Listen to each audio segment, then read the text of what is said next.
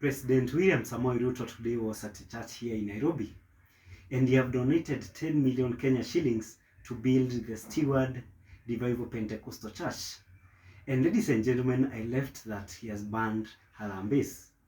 But by doing that, by getting back to Harambes, ladies and gentlemen, I want us to to have a bold analysis of as to why he's now back at churches giving donation or even attending those Harambes.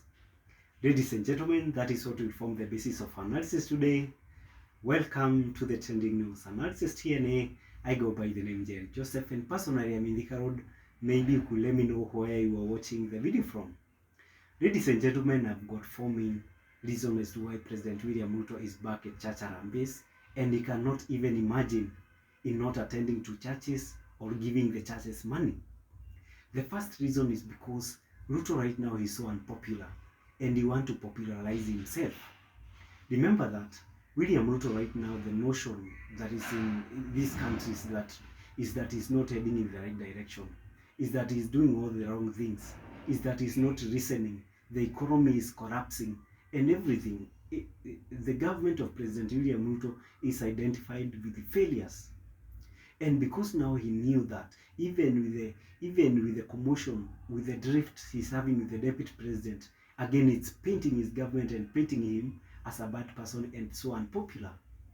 And for that reason, President William Ruto now wants to be going to churches, giving them donation, so that at least, because the moment the bishop is given that 10 million, do you think that he will still have that notion? It means that now he will start going to his branches and telling them, by the way, William Ruto is a good person. I believe that because he's a prayerful person, I believe that he'll take this country forward. That is what President William Ruto wants. The second reason is because he wants to show Gen Zs that he's the president and not them.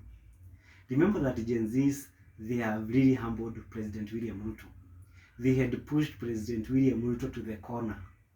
And now because President William Ruto called Raila Odinga and he calmed the protest, so he wants now to tell the Gen Zs, you see what? You cannot just be ruling me. I'm the president, I'm the one who is supposed to rule. And you cannot just take me that way. I am the one who will decide the way the things will be done here in Kenya, and not you. That is again the second message that he wanted to deliver to the Gen Zs, that you know what? I'm wasting your advice.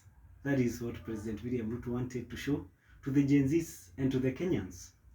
The third reason is that President William Samoei Ruto, he understands, or he wants to encourage churches to invite him.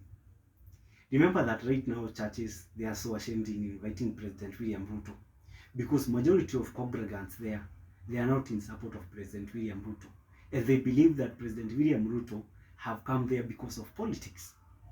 So, and because now the church, by giving donation to 10 million to the church, it simply means that even the bishop in other churches, they can risk let the congregants be unhappy, but they will get that huge amount of money. So that is what again he wants. He wants to encourage other bishops and other pastors to keep on calling and inviting him in their churches, so that when he go there, he believes that he will convince the congregants. That is again another reason that President William Samoei Ruto have decided now to get back to Harambes. The fourth reason is that Harambee propelled him. We can say that President William Ruto was propelled by the church into the presidency by giving those donations. Those are the donations that made President William Ruto so popular. He attracted the attention of all pastors, of all bishops, of all reverends, of all fathers, and each and every religious leaders. So until now, when it reached at a point that when they want to raise money, they have to call President William Ruto, because he knows that President William Ruto will donate more than the possible expectation. So it means that they will get more money. And for that, because President William Ruto understands that if it was not these Harambees, people, they could not have known me.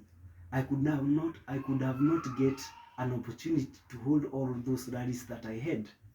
Remember that President William Ruto was at church every Sunday since the day that they drifted with President Uhuru Muigai Kenyatta, the former president. So, and because he understands that those churches that he attends, it always creates a headline to him. It means that he cannot forget about them. It means that he knows that when he does not do that, it means that he will not be able to campaign into politics. And that is the reason as to why do not expect President William Ruto not to do those donations, because he have to make sure that he have invoked the religious leaders so that they can help him to convince the fellow Christians. Ladies and gentlemen, that is my thinking. Maybe you can let me know what you think in the comment section. Have a nice time.